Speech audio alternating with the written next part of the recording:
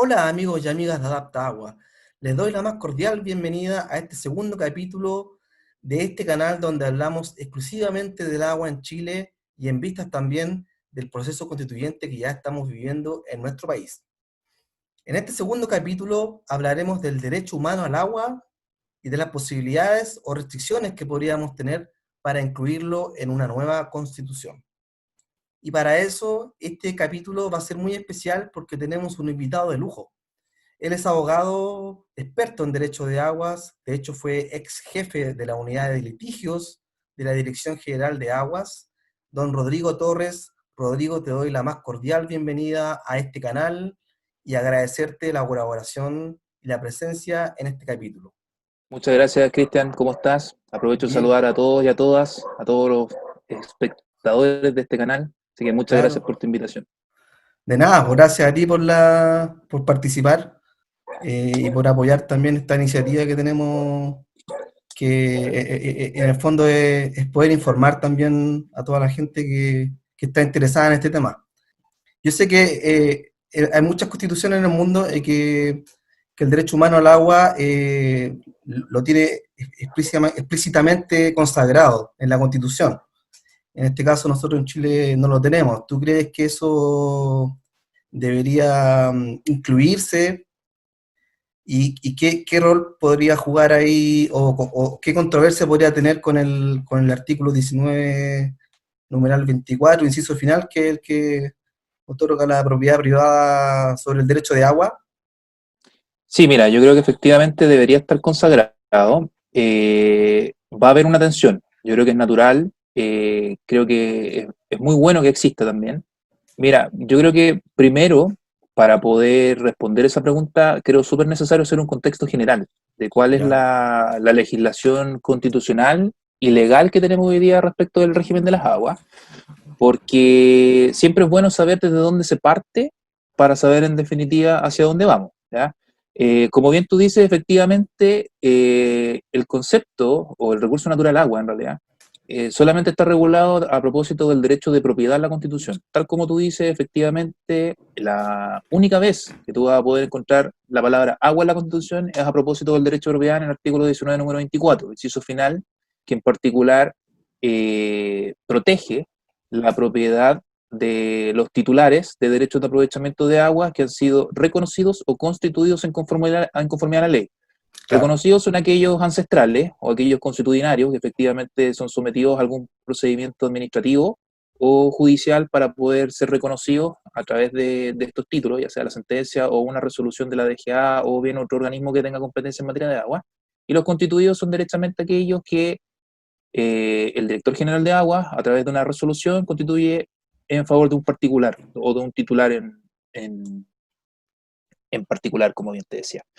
Este derecho de propiedad es un derecho que efectivamente está garantizado, como bien te decía, pero tiene un contrapeso, ¿ya? La verdad es que tiene un contrapeso en la Constitución, que es el 19 número 23, ¿Ya? que consagra la posibilidad de apropiación de todo tipo de bienes y saca aquellos bienes que ha hecho la norma común a todos los hombres de la posibilidad de apropiación. Por lo tanto, el agua en particular, al ser un bien nacional de uso público, que no está reconocido en la Constitución, sino que eso es una norma Claro. legal, eso está en el Código Civil, no es susceptible en su fuente natural de apropiación.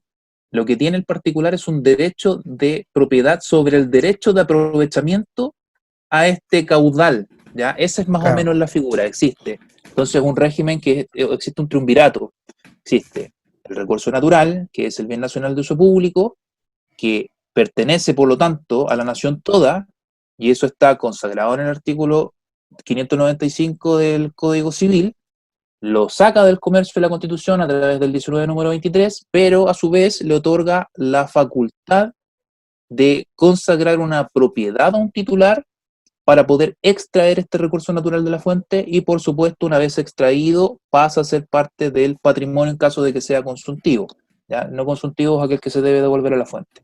Ese es el contexto general que existe hoy día en la legislación de agua. Está muy bien explicado después en el Código de Aguas del año 81, en su artículo quinto, que señala, tal como el 595 del Código Civil, que el agua es un bien nacional de uso público y Luego, arreglo seguido, señala que se le otorga a los particulares el derecho de aprovechamiento para poder utilizar esta agua.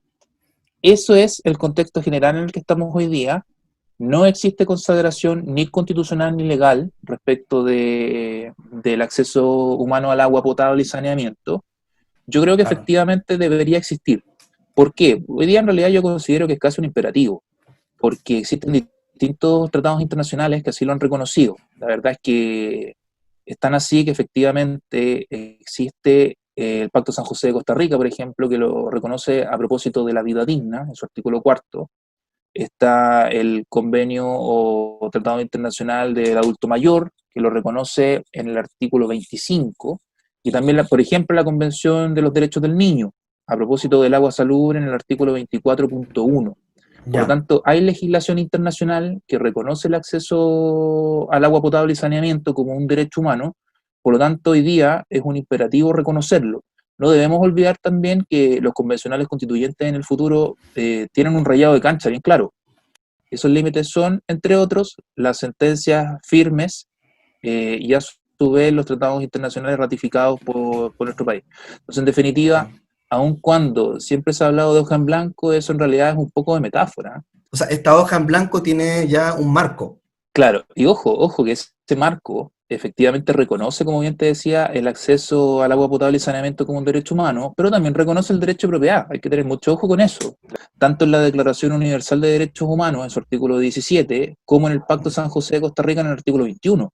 ¿Ya? Claro. La verdad es que ese reconocimiento al derecho de propiedad es un reconocimiento que es muy parecido al que nosotros tenemos hoy día en la Constitución, no solo respecto del agua, sino que de todo tipo de bienes, ¿ya? Claro. En el sentido de que se debe también supeditar a la función social. Estos pactos internacionales lo llaman interés social, porque eso es lo que va a lograr tensionar a la larga el derecho Mm. de propiedad mismo en virtud de este interés social o utilidad pública que tiene el agua, en estricto rigor. Entonces, eso es lo que va a permitir, si es reconocido como una garantía constitucional, la limitación del derecho de propiedad. Si bien esta resolución de la ONU, en resumen, digamos, no es en sí un tratado, pero sí, como tú explicaste muy bien, hay vinculaciones que finalmente sí nos llevan a que existen tratados que nos obligan a respetar eso y a incluir el derecho humano al acceso al agua y al saneamiento. Yo creo en definitiva que una constitución debe ser un catálogo no muy extenso. Hay que entregarle al Claro, legislador ciertas facultades para poder darle también flexibilidad, ¿ya? sí. Para no necesariamente estar modificando la constitución tan rápido de acuerdo a la Mm. necesidad que exista en el momento. ¿Ya? Estoy de acuerdo contigo que la constitución debería ser algo corto, dejarle al legislador o a las leyes tener una flexibilidad porque, digamos, estamos en un mundo que va cambiando muy rápido. La tecnología va cambiando muy rápido, el cambio climático es un tema que está haciendo cambiar las cuencas, la disponibilidad de agua, van a cambiar los patrones de lluvia, ya están cambiando, están cambiando, por ejemplo, los niveles de isoterma en la cordillera, se anticipan eventos más intensos, pero más cortos de lluvia, y hay proyecciones de cambio climático de muy mala noticia para la zona central de Chile. Te quería comentar algo. Sí, dale, De cambiar de sí, tema, sí. este derecho humano al agua potable y saneamiento incluso ya ha sido reconocido por la Corte Suprema. ¿Ya? Salió Aquí un en fallo en Chile, sí. agosto, aquí en Chile, salió un fallo en agosto del 2020 que ratifica a su vez un fallo de la Corte de Apelaciones de Valparaíso que por un recurso de protección presentado por los comuneros de Petorca, por los habitantes de Petorca, a los que se les Exacto. había bajado la cantidad de litros vía camión aljibe. Ya se les había bajado de 100 a 50 y ellos recurrieron de protección y evidentemente la Corte de Apelaciones de Valparaíso acogió en contra del Estado de Chile el recurso de protección, lo que fue confirmado por la Corte Suprema. De hecho, ese fallo es muy valioso, ¿no? Y es te doy el Sí, rol, 1348-2020, ya.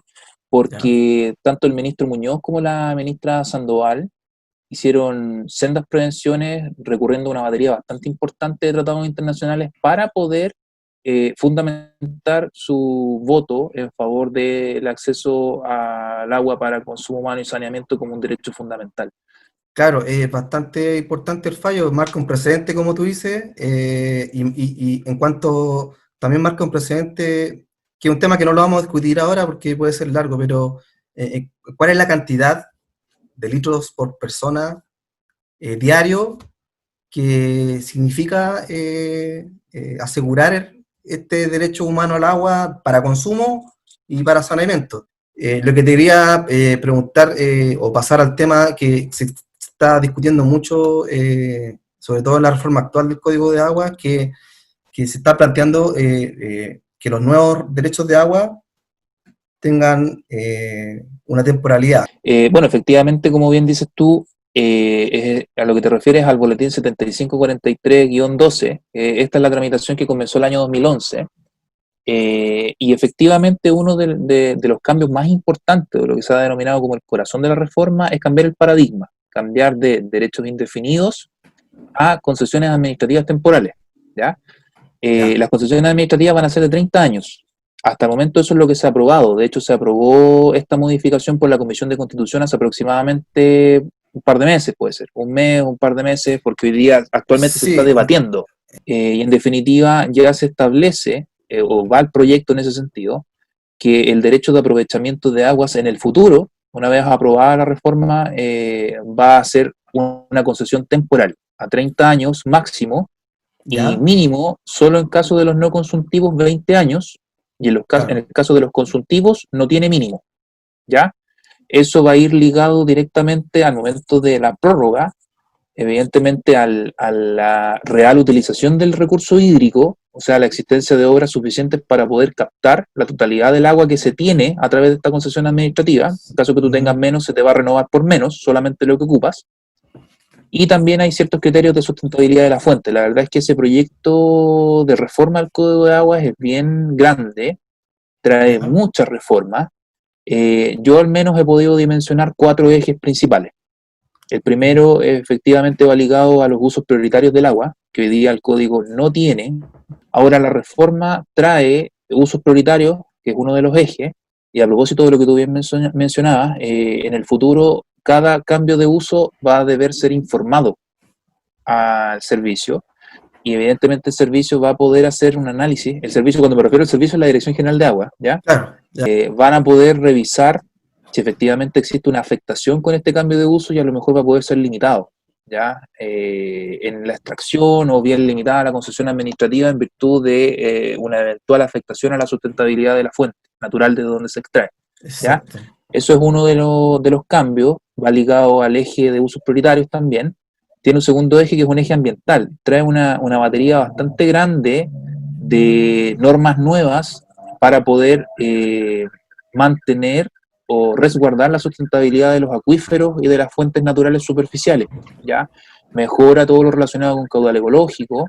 En el mismo sentido también va el cambio de uso, señala nuevas fórmulas de poder limitar a través de distribución equitativa los derechos de aprovechamiento en aquellas fuentes que hayan problemas ya superficiales, que eso no existe al día de hoy.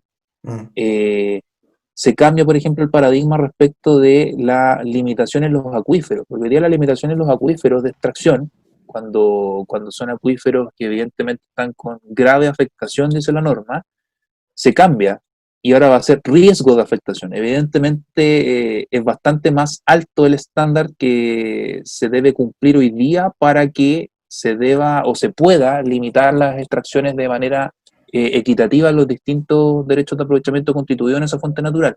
En el futuro se cambia, como te decía, de grave afectación a riesgo. O sea, ya existiendo un riesgo, la Dirección mm, General de Agua o el Estado de Chile, como lo quieran llamar, va a tener ya la facultad de poder intervenir estos derechos de aprovechamiento para poder resguardar la sustentabilidad de esta fuente, ¿ya?